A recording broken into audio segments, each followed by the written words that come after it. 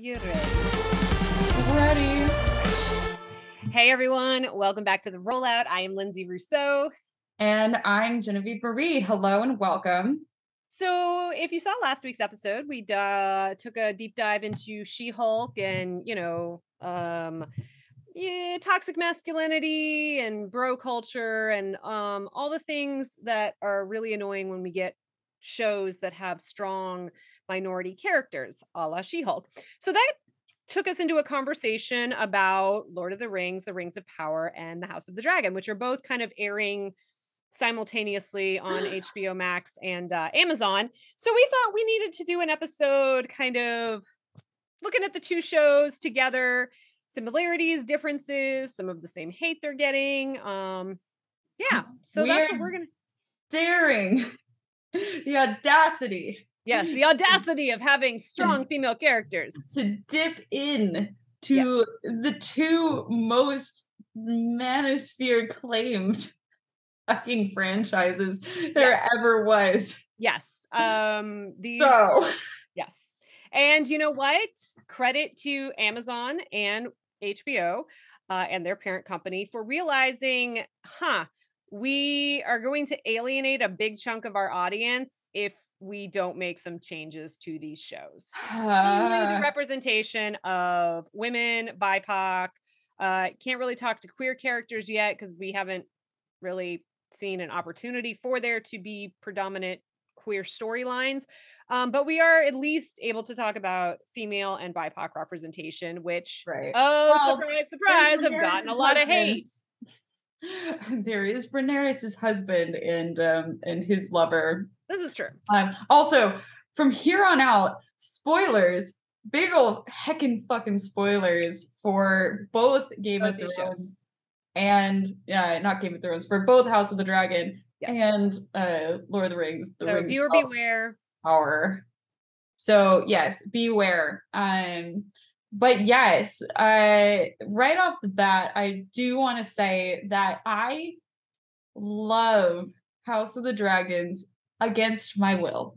I did not want to like this show. I did not want to give it a sniff or even a whiff. I was so pissed off about the ending of Game of Thrones, of which I didn't even fucking watch. Oh, I watched till the very bitter end and made me, and I will say one of my biggest arguments against that ending, and there was a lot of things to have, against that ending. My biggest complaint was, again, how it treated its female characters, which Game of Thrones, for all the amazing storylines that Arya had and, Sansa, kind of becoming a badass at the end, Game of Thrones was kind of shitty to its female characters.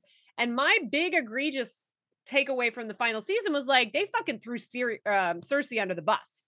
They'd spent all this time developing her character, making her a fantastic antagonist. She was an amazing antagonist. Yeah. And then they have her fucking drinking wine in a tower and then they kill her.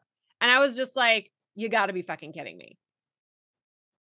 So that was one of my big complaints. But yes, we were both very turned off by what happened with Game of Thrones. Well, there's so much. It's not even just, especially the women. There is a lot of female character assassination that happened in Game of Thrones, the TV show, of which George R.R. Martin even spoke to not intending. Sansa's character arc in the books is very different from from her trajectory that they gave her in the show. And a lot of what she does not speak to her character and who she is in the books. That being said, whether or not Daenerys was supposed to become this, dictator, this like fascistic dictator wearing the Nazi clothes and, burning down all of, all the kingdom. I cannot speak to that. We do not know. He still hasn't finished the final book and we don't know if he ever will. But I know, right? But he did say it was very different. However, it's still like, the books, you cannot use the Bible for the books and directly translate that into the Bible, the show, because what they did with the characters in the show are so different. Like Tyrion is very, very likable in the show. And, you know, Daenerys in the show has made it very clear that she is there to help, you know, help the people and liberate the people. And she's all about, you know, doing what is just and right. And I'm not saying that like what she does is just in our terms, like in our world's terms, but in her world, she's pretty fucking lenient. And when she does a bad thing, like when she makes an oopsie, and especially in the beginning when she tells the I don't remember if she was like a witch or a soothsayer, but she tells her, she's like, but I saved you, like why would you do this to myself and my husband and my baby? Right. And the soothsayer basically tells her, she's like, dude, you're the reason why like my town has been burnt to the ground. Like you're the reason why I got assaulted, and like everything that bad that could have happened already happened to me before you stepped in. And then she's like, oh, I see. I mean, she still torches her ass. Like, Yeah. I get it. Right. But like, I don't think any other character in Game of Thrones wouldn't have done the same. Well, that's the point, But though. It's she like, does, at the end of the day, the point is that she does learn from that, and then she does continue to learn lessons, like after she, you know, crucifies all the slave owners of Marine, yeah. and then figuring out that some of them weren't, you know, that bad. I mean, not like, I mean, honestly, it's just like, but this is a very, I guess you didn't have to crucify all of them, but I'm not saying just like let the slave owners go, right. you know, but she learns lessons. And so I don't think she was on the trajectory of becoming like crazy person Mad who all of a king sudden decides right. that she's going to burn down the city. It's just, I think, and the writers got tired. The writers wanted to go off and, you know, make a big Star Wars, and, yeah, you know, they were tired. They didn't want to do the show anymore. They ran out of source material, which was one of the big things, you know. And honestly, they screwed themselves over. Yeah. Because their laziness, their boredness, their you know, their misunderstanding of the material at the very end caused them to be what I would argue as what is going to stand out as the worst ending to any film adaptation of a book, novel, or any ending to anything in cinema ever, because of how important it was to people. Yeah. So House of the Dragon, I did not want to like it. Redeems it. I did not want to like it. And God damn them. Fuck them. I like it. You know, and I'm kind of the same way. It's the criticisms that I am hearing about House of the Dragon, again, besides the fanboys, like, oh my God, they're making the guys look bad. Well, it's like, you know what? Yeah, they were. But everybody's I mean, supposed to look bad though. Right. Like, but I will say, you know, okay, we've got legitimate critiques of like the wigs. And let's just address this real quick. In Game of Thrones, the only Targaryen we had to worry about as far as hair is concerned was Daenerys. Apparently her wigs were $20,000 a pop. Now we've got a show with a shit ton of Targaryens, and they went from natural hair to synthetic hair because it's cheaper. It's production costs. This is a hugely expensive show. I get that. So yes, the wigs look a little, but you know what? They're not as badass. What was that? What was the episode we did about the wigs that absolutely drove you crazy? It's not Doctor Strange. Not Doctor Strange. Yeah, that was Doctor Strange. I'm not. So yes, there are some legitimate concerns regarding like production value. Doctor Strange, though, like they only had to give one of those fucks a wig, and they ruined it. God damn them. I know. And okay, I am going to say, as far as wigs go, I am highly experienced with wigs, and I know about hair, and obviously I know about dyeing your hair, or rather biologing it and bleaching it silver. I know about that. And it is hard. Not all hair can take that. And especially when you have a minority casting, um, that is going to most likely burn a lot of the hair off of Right. people's heads. I forgot what her name is, but LA Confidential, the actress who plays the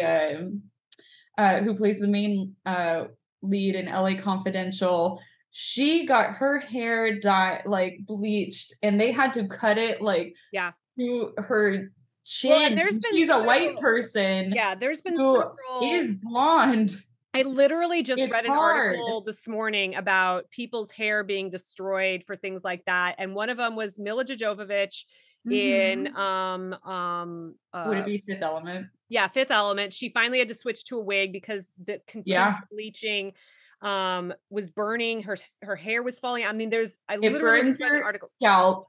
It It burns your turns scalp, your your hair starts hair falling out in chunks. into gum. Your hair, like you can feel it, like it has a gummy texture to it, Yep, and then it just pulls out of your scalp, and then you're screaming because it's like a right. nightmare. You don't want to like so wigs, I don't blame them. And to get that treatment on human hair, even for wigs, very hard. So I'm not gonna knock them on the wigs. It really No. didn't Now bother I me will that much. say there has been some critiques about the fact that and you brought this up, for your actors of color, and this has been a complaint with Hollywood many times now, that there are not sufficient hair and makeup artists, or at least they are not hiring hair experts who know how to deal with BIPOC hair. And that has been a legitimate critique that I have heard I about the will show. And fucking attest to that. Like yeah, and friends of one really mine. great example of that was in Chilling Adventures of Sabrina, the actress who played, and I'm totally blanking on her name right now, but she played the one of the witches at the school, but she was Right. One of the so mean girls. one of the mean girls. She was so pissed off at how they were dealing with her doing her hair that she finally was like, I'm going to do it myself. And I have to say, her hair looks fucking amazing in that show. If you've ever seen it, Yeah. but it's like, this is a critique that we have heard on numerous film and TV shows, TV that shows they're not hiring especially. people that know how to deal with the hair stylings of people of color. Right. TV shows especially, like I have had many friends just I've had many friends talk about this, and I have had other people just tell me they're like, yeah, they'll just wet a brush and then like put my hair in like some type of ponytail. And I'm like, Right. Yeah. cool. So wigs aside, Wigs let's aside. talk about, the script and the acting and the storytelling, because I have to Okay. say, you know, both shows It's are doing messy. I love this show because of how many messy goddamn people are in it. The messier, the better. My favorite has to be Damon because if you want well, a messy bitch, like oh my god, yeah. the drama. And Matt I Smith love is drama. just Matt Smith was, it was interesting. I was a little hesitant at first because again, I'm a big Whovian, and I love Matt Smith. He's done amazing characters, but we've never really seen him do, for lack of a better term, evil characters. So I was a little wary about the casting, but I'll be damned if he is not nailing it. Yeah, I mean, The Crown definitely like set him up for success for this one. Yeah. But I was just like good job, buddy. Like, I fucking believe that you do not know how to deal with feelings. Uh, which I just feel is so relatable, you Right. know? A And lot of these feeling, characters and their flaws, overshadowed by your brother and being a a lot of these bastard. characters who have flaws, and all of them have flaws, and they're all big ones too, is incredibly relatable. And that is often hard to do in a fantasy setting and to get it right. We don't have that many we don't have that many fantasy shows or movies that really hit so hard with many people, because a lot of high fantasy has a way of kind of being a bit too lofty. Well, and you've got your black and white. You've got your heroes and your Yeah. villains, and there's really no like gray Well, area. the Whereas high House is a dragon. idealism, It's all gray area. right? The high idealism and a lot of the lofty ideas that you have with a lot of high fantasy genre TV shows and books and movies, there is a disconnect. It is very hard to write in a human element into these, into these things, because if you are going to kind of put yourself up on a pedestal and, be talking about morals and good and evil and all that stuff, those are very amorphous ideas that have very different definitions for people, Right. Person to person. Yeah. And luckily, we have Lord of the Rings that, that hits with a lot of people because the characters are so endearing and they're so cute. And a lot of them, like the flaws that they do have, like Boromir, that is very interesting because it does cause drama, because his, what makes him human is also what makes him flawed and makes him interesting. And we can see ourselves in these characters, whereas the Game of Thrones characters and the House of the Dragon characters are very interesting in that way, because we could see ourselves, especially in Rhaenyra, we can see ourselves trying to justify, like, I should be able to, lose my virginity to whomever I want and not be, not be knocked for it. Right. I mean, and I should be. I am not saying that I am like, yeah, the incest is fine. Right. I'm specifically talking about the Christian Cole stuff. Right. Where it's just like, I should be able to do this and not be criticized for it, because if I were a man, nobody would give a flying fuck what I did. And I should be able to be heir to the throne. Like, I have been studying this my whole life. I sit in on all the council meetings. It's like, these are all legitimate qualities in but again, it reminds me, so obviously the latest season of The Handmaid's Tale is out, and I wrote a review, so I've watched the whole season already. This is not a spoiler. But there's a great line in one of the episodes in that they don't really, Gilead has no place for unusual women. They literally don't know what to do with women who don't fall into the wife, handmaid, Martha categories. And so because of that, I'm totally blanking on character name, but what's her name? The wife whose husband is killed.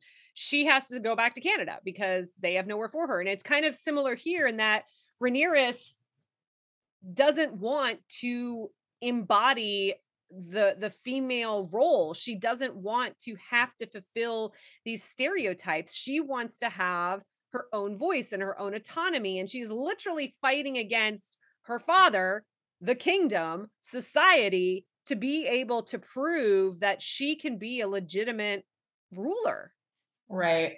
And I would say Galadriel's kind of dealing with some similar stuff, though not as overtly misogynistic. Right. And the things that make Rhaenyra and her choices interesting is that the fact that she feels justified in taking what she wants because she is a Targaryen. Yeah. She is promised. Which every man in her family has done. Which every man in her family has done, and she's just following in their footsteps. It leads her to doing some very morally questionable things, like lying to her friend, who then becomes her worst enemy. And her queen. And her queen. And so it turns out that, like, a lot of the things, like, in order to get what she wants, also leads her to making some of the biggest mistakes in her life. And that is so fucking crunchy, and I love it. That is some good drama, and that's a good way to write drama and to write characters, is to have their wants and their needs in conflict with one another, to have their goals in conflict with other characters and other characters' goals. because very much her stepmother, the queen, very much has to follow the rules. She She doesn't has to have the breathe. luxury of being a Targaryen. No. She doesn't have the luxury of being named the heir to the throne. She has to follow the rules. And she doesn't have a lot of, like, she is not surrounded by a family who has ruled over Westeros for, No. centuries.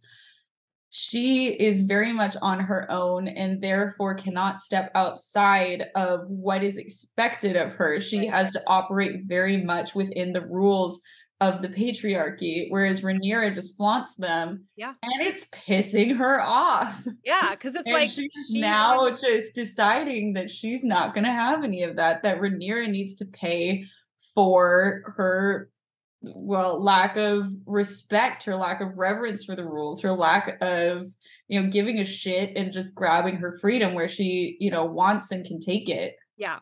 And obviously the conversations that have been surrounding procreation, and that we are in a society where, they had the conversation with Daenerys about, like, well, she's only useful if she can have offspring, and her best friend slash frenemy is only useful if she can produce male heirs. And so it's like you're having these really real and again, this is what made me compare it to The Handmaid's Tale. It's like both shows are addressing the fact that, like, as powerful as women can become, at the end of the day, they are reduced to being walking incubators. Yeah. And Well, I I mean, love they're that beholden Rhaenyra to the is rules trying. of patriarchy. That's the Yes. thing, is that at the end of the day, any woman existing under the rules of patriarchy are never going to truly be free, and they're Yes. never going to be able to exercise the amount of power and the amount of privileges that men are, Yeah.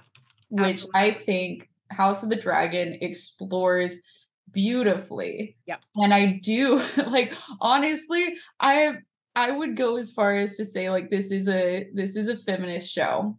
I 100%. And again, that's one of the critiques that people have been making, that they really changed the tone of the show from the books. Fast. Oh, well, I mean, the book, Well, god but I'm damn, saying the they house, changed the like, they changed the tone of the show from the books to the show, in that the creators, to your point about it being a feminist show, is that they are trying to shine a light on how fucked up a lot of the men are in the show. And yes, obviously these female characters are flawed, but they are kind of shifting the focus, that it is more about women trying to assert their autonomy, and that all these men who are upholding the patriarchy are the real problem. And I do appreciate that they did that. yeah.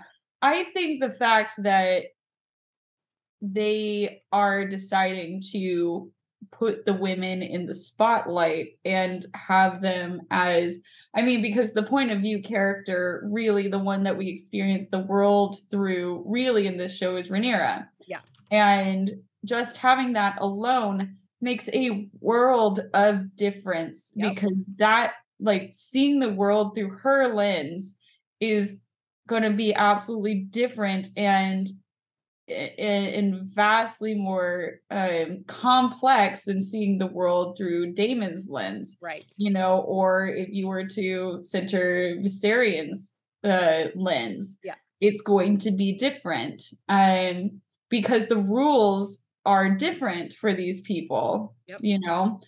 and when you do, because I like, if you were to have Damon as the point of view character, he can do a lot more, technically. Like, yes, he is a second son, but at the same time, he has a lot more leeway and can take a lot more liberties. I mean, Yep. he has done. He Oh no, has he taken literally took over all of the fucking Dragonstone. liberties that he's ever wanted to, whereas Rhaenyra is constantly scorned and sidelined, and her ideas are, maligned, and she has to work within the framework, even though she, riles against it, even though she at times she will do what she wants.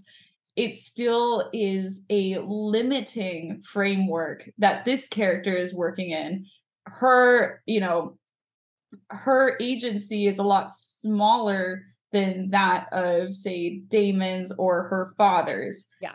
And when you see her exercising the amount of agency that she has in a very clever and nuanced way to actually get to what she wants. That level of 3D chess thinking that she's going through, whether she's successful or not in her goals, is far more interesting, but also touches on the female experience a lot better than I would say, like, I mean, because we talked about She-Hulk, you know, in our previous show. I think that touches on the female experience a lot more intimately and a lot more truthfully than what She-Hulk does, in my opinion, I would say. Well, it also, I mean, to be fair, part of that is She-Hulk is a Well, comedy. She-Hulk is House of Dragon is you know, bouncy and, you know, lighthearted and all of this stuff. She-Hulk, like, the problems are, you know, the weight of the problems is like a 5-pound weight versus like a 10-ton weight. Exactly. With House of the Dragons. It's different. But I'm saying, like, as a woman, I think that House of the Dragons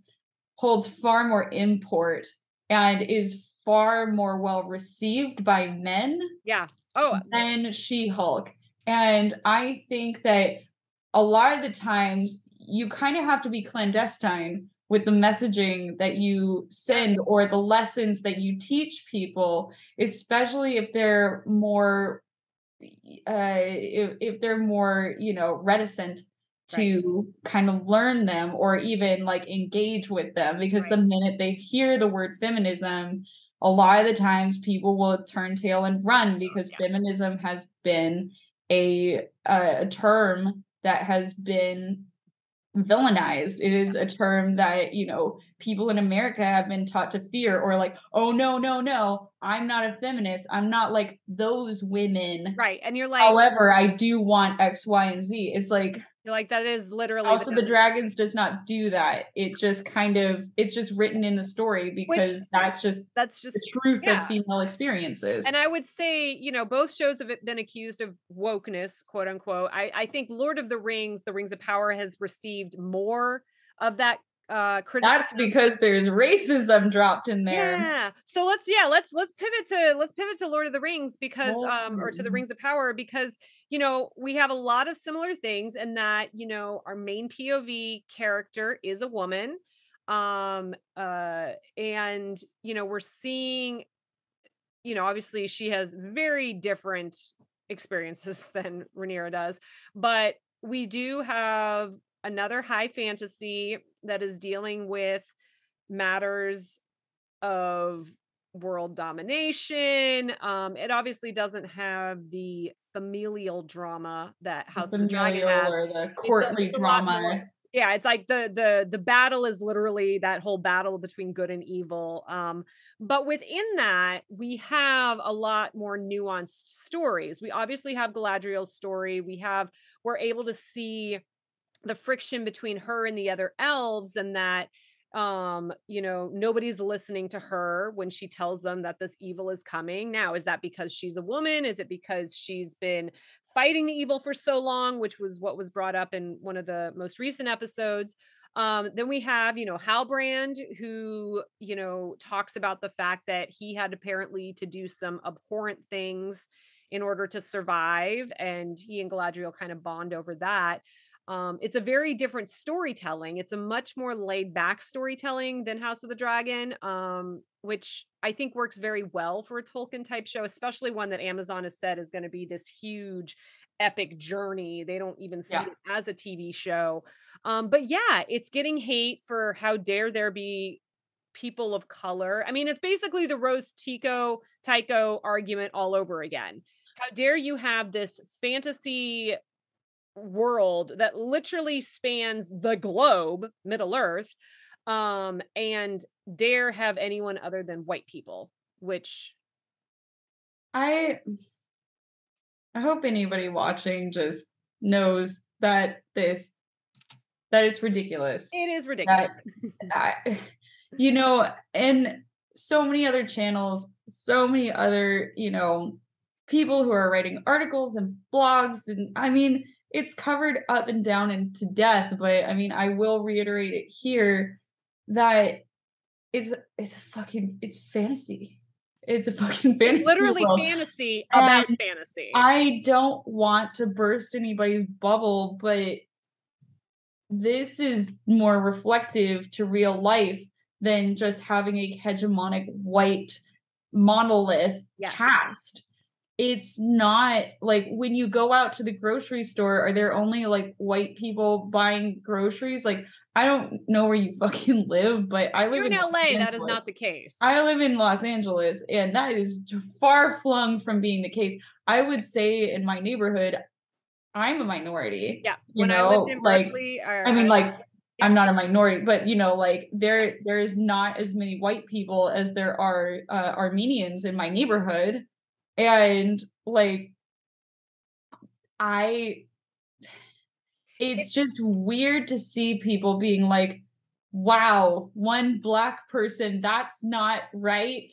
It's stupid. And I think that I mean, I will talk to you one-on-one until I'm blue in the fucking face if you have a problem with it. But in an online space, I'm just going to say right here, right now, you're fucking wrong. You're wrong. I'm sorry, you're wrong. And if you don't believe that, there are a lot better YouTubers out there that will define why you are wrong. I'm not going to do that here. Yeah, You know, it's I just don't have notes honestly in not front of even me. I worth our just time to just because it's just so absurd. It's right, so exactly. absurd. Just write your shit down in the comments and We will then probably not click respond out to of the you. video Yep. and just go. I really don't I honestly don't get it, and I'm tired of trying to, you know, have talks with people online. Again, if I'm one-on-one with you, if I'm in person with you, we can have a nuanced, very important talk about these issues. Yeah. But in an online space where everything is in a vacuum, where you know you have the safety of your keyboard, I'm not gonna fucking argue with it. It's just not worth it. Now It's better. I mean, look at Sandman. We were talking about this earlier. Sandman has a white male facing main character. Yep. And although people have been losing their shit about Death being a black female, and then Joanna Constantine. even though that people have lost their shit about that, and Neil Gaiman has done a beautiful job on Twitter. He is, yeah. I love Neil. Just steamrolling these people as far as the casting choice goes.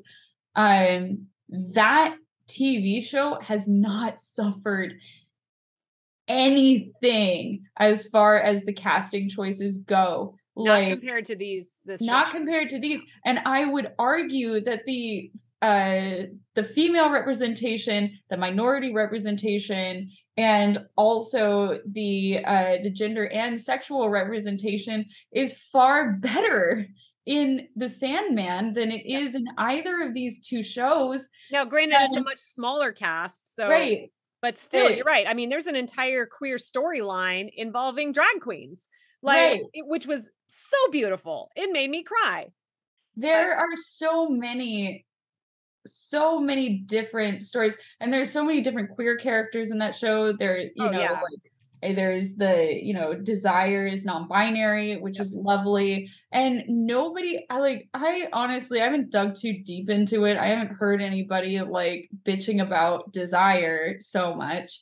It's mainly Death that I hear about because they don't, and Death doesn't like meet the male fantasy that people have. And these are just constructed over the past couple of decades for her. But at the same time, that did not hurt the show as far as getting millions and millions and millions of eyes on it and being number one for weeks on Netflix. And that proves that, diversity, that is not the problem, there's nothing wrong. There's nothing inherently wrong with diversity. And it's just, I feel deep in my bones, it's the presentation of it. And I'm not saying that House of the Dragons or Lord of the Rings is doing a wrong, is wrongly doing the presentation, because they're not. It's just there's something. I don't know what the fuck it is. I can't put my finger on it with the Sandman, but there's something about that didn't bother people as much as it did these other two shows. Well, and maybe it's because maybe it was just one character as opposed to an entire cast. And that could have been part of it. The other thing is that the people, it could just be high fantasy versus the modern day fantasy genre. I think that a lot of people are like, well, why do you have all these like minorities in your high fantasy? Which we touched on in our She-Hulk episode. There were minorities existing in Europe for centuries. Yep. For centuries. I'm going to point back to the Spanish Inquisition. If there was nobody to fucking kill during the Spanish Inquisition because of their religious and minority backgrounds, then there wouldn't have been a fucking Spanish Inquisition. The Silk Road existed. Constantinople was on the map as being one of the richest and most amazing cities in all of the Eurasian continent. Yeah. I cannot tell you how much that minorities have been in and around Europe for centuries. Yep. And I think one of the arguments that people, the naysayers, love to throw up is source material. It's not being or author intentionality of the source material. That as well. To that I call bullshit. There's a couple reasons we can. One of the reasons is that we brought up in She-Hulk is that this is a different medium. When things go from book to comic book to whatever animation to TV, you adapt it for that medium. The books there's very little talk about the skin color of the people in the books. So your mind can create those characters for you. If you are a Black person reading Lord of the Rings, who knows? Maybe in your mind, those characters are different colors. But when you take something from the written word and put it on the screen, you have to adapt for who your audience is, your time period. And the fact is, like you said, Europe had people of color for centuries, and this is a fantasy world. And I love how, and the same argument has been made about Galadriel. She was not a general in the book. She did not lead armies, blah, blah, blah. It's a different medium, people. It's a different decade than when the books were originally written. I would very much argue for the Galadriel, for General Galadriel. I'm going to make an argument for my girl. I love her. I'm going to stand my girl just for a second. So when you are, and this also has to do with adaptation, when you are adapting book to screen, they already did that with Lord of the Rings. Yep. What they're adapting now is basically what is in the Silmarillion. Yep. So what are audiences who have not read the books? I guarantee you, a lot of people who even have read Lord of the Rings have never delved into the Silmarillion. Haven't bothered with the Silmarillion. So, what characters do we have to go off of as far as the ones that we know from the books and from the movies? And I guarantee you, the people that are writing for the TV show are writing for the audiences who have seen the movies over the ones that have read the books. Right. And the characters that we know are Galadriel and Elrond. Galadriel, Elrond, we have Thranduil, we have a lot of these characters, but the ones that we know that are the most prominent are, as you said, Galadriel and Elrond. Elrond is doing his own thing. Like, yeah, he's fought his wars and stuff like that, but also we need him to be in Rivendell. We need Galadriel to eventually be in Lothlorien. So we need to have two big characters to be acting in this huge giant continent that we are working with here in the story. And we've set up Elrond as the connection to the dwarves, and Galadriel as the connection to the world of men. Right. And Galadriel, to be honest, is more powerful than Elrond is. Oh, yeah. We know this. It's been written in the books. We understand that she has powers that most elves do not have. And even though she grows into having these powers, we know that she has them. Yep. You know, we know that eventually she's going to become, you know, the Lady of the Wood. She's going to be, you know, have that reputation as being a witch and being able to see the future or the past or, you know, things to come. You know, she'll have her glass.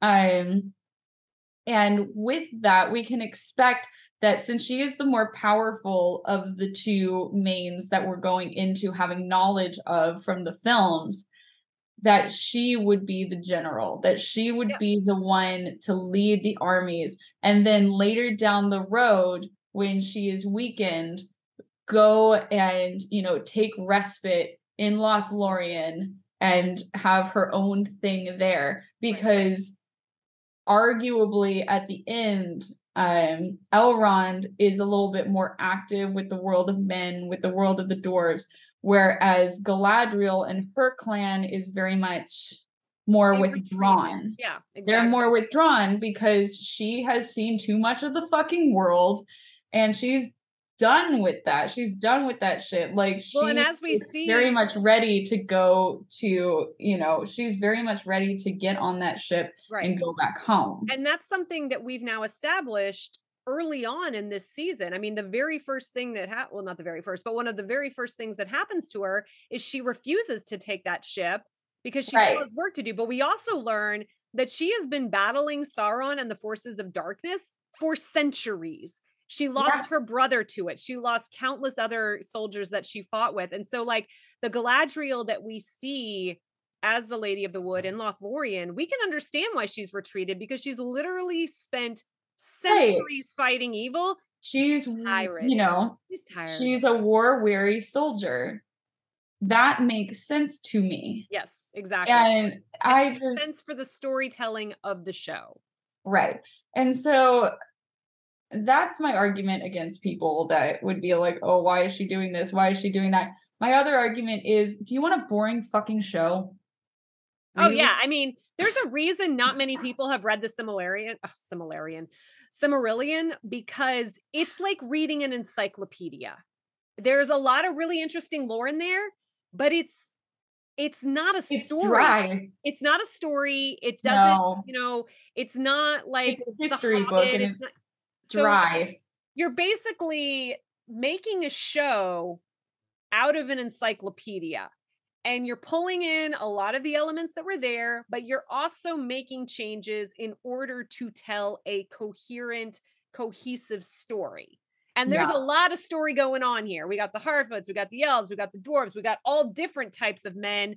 You know, we've got whatever's going on with Sauron, not Sauron, as we learned in a recent episode. So it's like, you have to make up characters, you know, and the Harfoots are the same way. They've made up characters for that as well. And not as many people seem to have a problem with that. I mean, I think the biggest critique that I have read has been from some Brits wondering why are the Harfoots all Irish? Why are the dwarves all Scots? You know, why is this group of men got Northern? I mean, I'm hearing complaints about the accents. And again, you got to do something to unite the groups. But, oh man. I don't know. I can't speak to that. It was I follow a lot of British news and media, and that was an article in the Guardian, and I was like, stupid American, I'm just looking over there and being like, why are you all being TERFs right now? Right. But I cannot speak to the accents. Yeah. So that's, I mean, and again, that's a kind of bullshit complaint. Like if your biggest complaint is you don't like their accents, then you're not. It's it's fantasy. I would say, I mean, there is actually quite a lot to be said about accents and coding, and especially when it comes to fantasy races. If there is a fantasy race that happens to be a little stereotypical in action and lifestyle and the way that they talk, and it's not in any type and it's stereotyping in a harmful way or at all. It still is it can be very problematic. Well, and it is very Eurocentric. They all have some form of a UK accent. Right. You It know? can be very problematic. Like, I forgot which video game it is, but it's like they're like cat people. I think is it Elder Scrolls? Well, No, Elder it's not. Scrolls has the Kashyyyk and then or the Khajiit, and then Star Wars Knights of the Old Republic also had cat characters as well. Okay, it's either Elder Scrolls or the other like giant open world one. I think it's Elder Scrolls. But they have like a race of cat people, but they all have Romani accents, and they are also known for picking up and selling things that just happen to fall off the backs of a Yeah. truck, and it's a bad look. Yeah. So Well, and when you there's are coding races with certain accents and pairing that with certain negative or even positive stereotypes, it can be a problem. well, and there's been a I lot of don't see that in Lord of the Rings no, and I will necessarily. say there has been some discussion about Not Lord of the Rings, I mean the TV show. yeah, well, and there's been some discussion about accents specifically recently and about how, especially in fantasy and sci-fi, people are wanting to keep their own accents. And a good example of this is Yeah. Andor's on the screen now. When Rogue One came out, it was like such a big deal that Pedro Pascal had his Mexican accent. Yeah. And had a very prominent Mexican accent because it was like, oh my God, it's not British, it's not American. And the other example that's been brought up really recently is that Anna de Armas kept her accent in the Marilyn Monroe biop Blonde. And so it's brought up the larger question of why can't I have my normal accent in Yeah. insert fantasy genre here? Well, it's interesting because I mean, like, if we're going to go back in the way back times, I would say like Antonio Banderas, Yeah. very much known for his accent. And I wouldn't say that he wasn't exploited for both his accent and his good looks as far as being a minority, because he very much was typecasted in his entire career, his whole career. I mean, maybe Spy Kids might be like the one kind of exception. But other than that, when you look at like Zorro and Puss in Boots and anything that he's done, he, by the way, I don't know if you know this, he was going to be the Phantom in Phantom of the Opera, Joel Schumacher's version. Nice. But when you have I mean that's that there's also a big difference between like a very well-known actor and then deciding that your entire race of dwarves is going to sound like this because I just want them to uniformity. Yeah. There's something a little strange about wanting such uniformity. I will say I will side eye that a bit. That yes, I understand that like groups of people in certain regions have regional accents, and I get that, but you are kind of, even if you do it right, you are kind of inviting and playing with fire when you take that to TV and film and then assign an accent or a certain like racial or stereotypical quirk to a fantasy race. Right. Because it becomes shorthand for things that exist in the real world. Yeah. And that can be dangerous messaging depending on what the dwarves do or depending on what the hobbits do. Right. And, like the hobbits are usually have this like country, like this, country accent that's very like UK country accent thing. And, it's not very insulting, but there are certain things like the dwarves are very rowdy and they're very like muscles, brawn before brains and this, that, the other thing. And for some reason, they really like to code Nordic people as being like dwarves, but they give them Scottish accents Right. because they couldn't be fucked to bother to get somebody from like Norse country to be these, you know, be the dwarves or whatever. I'm looking at you, the what is it? Not Dragon Riders, but the one with the cartoon with the dragons. The cartoon with the dragons? Yeah, with the black dragon, the toothless, Oh god, yeah, I know what you're talking. I can't think of the it. DreamWorks one. The DreamWorks one, yeah, yeah. Not How That to Train Your so Dragon, not How to yeah, Train Your How to Dragon. Train Your How to Dragon. Train Your Yeah, Dragon, it's yeah, so yeah, yeah. old, but I distinctly remember. I'm like, why are these Vikings Scottish? Yeah. Well, and that's, it's a good point, is like a lot of high fantasy, I'm saying you're you playing think with British fire. accents, you think UK accents, you don't think, Yeah, even just when like you a have. mix. I don't even care. But when you have every single one of the race with the same accent, it invites people to question, and it is kind of playing with fire, even if it is completely innocent and there's nothing really that you can put your finger on that's wrong. It still invites a lot of questioning, and I personally would have just stayed away from it. Yeah. Hold Well, and still. again, that goes back to well, and even in House of the Dragon, they all have British accents. Obviously, it was filmed in the UK. I Lord mean, of the that's Rings, filmed fine, in but the UK. there's like nobody has like that I noticed. Again, I'm not from the UK, but that I noticed that nobody has like specific There's no regional accents difference, or from, yeah, there's no regional like it's kind of differentiation like we from the have the accent. general American accent, you have like RP or the BBC English, it's kind of the same thing. It's that generic quote Right. unquote accent. But yeah, I mean, Confusing. but so that's been another critique on it.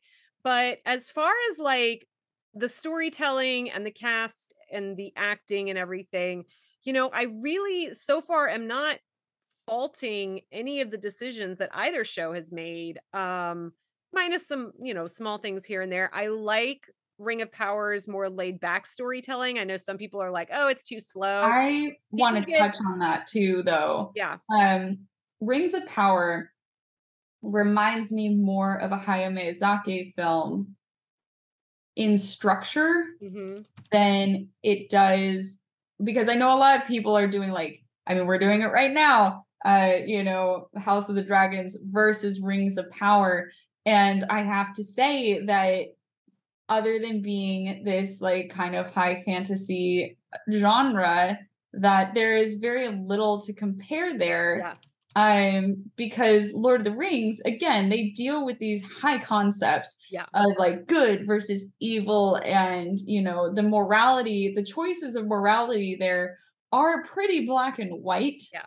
And it's when somebody does kind of step out of line and does the morally gray thing, that is when things like that's when shit flies off the handle and seems like a very big departure from what is expected of the world. Again, a la Boromir, all of his family, and the race of men. Yeah. They are the race of men is the ones that are seen as the greediest, the ones that are seen as the most unpredictable because they desire power. Right. They fought And alongside Sauron. They weren't, allowed to have one of the rings, all these things. Yeah. they are the ones that definitely throw a wrench into the works, and they are the ones that cause the most drama within the series, within the books.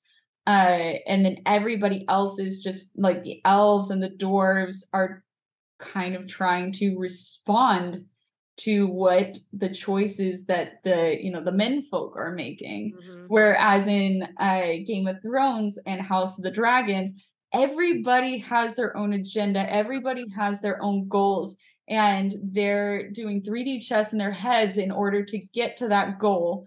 And most of the time it is this either life or death situation, or this situation that they put themselves in, where it's either I can get what I want at the expense of something very precious to me, and it is very much hinging on, not just your morality, but the characters' needs at the time and their impulses and the fact that they are messy bitches Yep. and they will make split-second decisions that in the moment seem right, but then afterwards they think about it and they're like, Yeah. maybe I shouldn't have, Yeah. I would say, but I did, so let's just keep going with it. I would say, kind of a point you brought up earlier on. I feel like, Lord of the Rings is one of those shows that if you enjoy fantasy, you can sit back, relax, enjoy the show, Oh good yeah, versus evil. But House of the Dragons, to what you had said earlier, it's it's dramatic. raising issues that are still relevant today. We're talking about the issue of female autonomy. We're talking about what it means to be a woman in a patriarchal society. So even though these are both very, high fantasy dramas, they are, like you said, very, very different. And I would say, as a viewer coming at both of them, please don't think that they are even remotely the same. Like if you just want to enjoy fantasy, watch Rings of Power. If you want to enjoy fantasy, but get down in the nitty gritty details of morality and people doing questionable things and living in a patriarchal society, like then definitely check that. It's a lot more heavier. It's dealing with a lot heavier issues, I think, Right, than Lord of the Rings is, because it's dealing with issues that we can relate to in our day to day life, as opposed to issues that we can kind of just think about at the right. esoteric level. I think Lord of the Rings brings out the best in people. I think Yeah. it touches on what we ascribe to be, Yeah. whereas Game of Thrones shines a light on the darker parts of That's who a we really are and the choices that we are more likely to make rather than the idyllic world and the idyllic endings and choices that the characters in Lord of the Rings make. Lord of the Rings is they're both versions of escapism, Yep. but it kind of comes down to how you and I enjoy games, where I enjoy I enjoy pathologic, where the choices that you make are just harrowing and awful and the Yep. entire game is just punishment. Whereas if you play something like Stray, the choices that that you make and like the Right. the whole thing is just it's all reward and very little sacrifice. Right. Where Exactly. it's just like this is a lovely like romp and we're Yeah. having fun. It's a different type of And entertainment. I would say, She-Hulk's kind of the same thing. It's dealing with issues that are pertinent to us now, but it's doing it in a way that's light and Right, entertaining. It's like I all of still it torture is myself. valid. I am the one who still tortures myself and watches The Handmaid's Tale, even though I probably, for my health, should have stopped watching it after season one. But I still watch it. But yes. See, the thing is that all of these forms of entertainment are valid. Yes. um there if you get something that is fulfilling to you, a message that is fulfilling to you in any of these things that we've been talking about, that is valid. That is what art is supposed to do. Yes. That is what entertainment is meant for. And I think that splitting hairs and being like, which is better, what is that's not the question that people should be asking themselves. You can have your cake and eat it too in Yes. this case. I really believe it's just a matter of taste Yeah. and a matter of what touches you more, what is going to elevate your sense of self more, Right. you know, Which is when also you engage with these things. right. And that's also why a lot of these criticisms, a lot of these critics just need to shut the fuck up, because at the end of the day, if They you don't can't, enjoy Lindsay. something, don't watch it. But don't take that away from the person who does enjoy it. You don't like She-Hulk? Go watch Captain America. I don't know, whatever makes you happy. Let me have my She-Hulk. If you enjoyed Game of Thrones, great. But like to Genevieve, to your point, it's like art is subjective. That's just what it is. That's how it is. One thing is not for everyone. Not everybody is going to like the same thing. If they did, humans would be boring people. So don't invalidate someone else's pleasure and enjoyment by throwing your vitriol at them. Just don't Right. watch it. Just shut up and don't watch it. Yeah, I honestly don't, I think that the the contest of House of the Dragons versus Rings of Power is all in good fun. I don't think anybody is trying to cancel one or the No, no, other. no, no. No, I'm Uh, saying the critics. I'm but not at the saying same pitting one against time, the other. Yeah. I highly encourage people to engage with both Yeah. because both of them have very interesting points of view and they say it in very different ways. Yeah. Again, Game of Thrones is it feels more like an intimate drama, whereas Game of Thrones House of the Dragon feels more of an intimate drama with a lot of moving parts, whereas whereas the Rings of Power very much feels more like, as I said before, a Hayao Miyazaki movie where things, especially if you're thinking about like Spirited Away, Hayao Miyazaki, that it has an overarching narrative. You know you're going somewhere, but it's more fluid. Yeah. And it isn't your regular 3-act story structure. You are going to take a journey, but getting there is going to be more like a boat ride without a sail. Yeah, exactly. But it's still going to be great. And Yeah, so I'm looking forward to that because you don't get stories told in that way by a generally like Western whatchamacallit, like a Western Yeah. studio. And I will say So in please. an age where a lot of studios are trying to produce content to the short attention span generation, I Right. like that But not even that, not even but that, but I also like that there produce is a place. content for people, like for franchises. Yeah, Because The Lord of the Rings is very much a franchise now. absolutely. But I But do I like that think there is after The Hobbit, yeah, I like that there is a place for a story that isn't trying to fit the 3-act structure and isn't trying to you know, combine a ton of action in a short amount of time. I like that there is still room for a story that can be told in a languid sort of style. And if it's not your right. style, great. But yeah. So I mean, we've spent loads of time talking about our views on these, but at the end of the day, try them both. If you like them, you don't like them, that's fine. Um, find your bliss, I guess, what speaks to you. It doesn't fucking matter because I think both of them got renewed for a second season. So Well, I mean, I think Lord of the Rings plans to keep going until they run out of money, but this one, right. yes, they have been renewed, and So it doesn't matter if you put your eyeballs on them. yeah, Fuck you. yeah, and the actresses. Go watch Sandman. That's the one that needs your goddamn eyes. I know we need that renewed too. So, yeah. So thanks for sitting with us as we, give you our thoughts on these two shows. And of course, let us know your thoughts in the comments. Yes. Don't troll us, but let us know your thoughts. Yes. Thank you all for joining us. And if you have any suggestions of things that we should cover next, also, we'd love to hear it.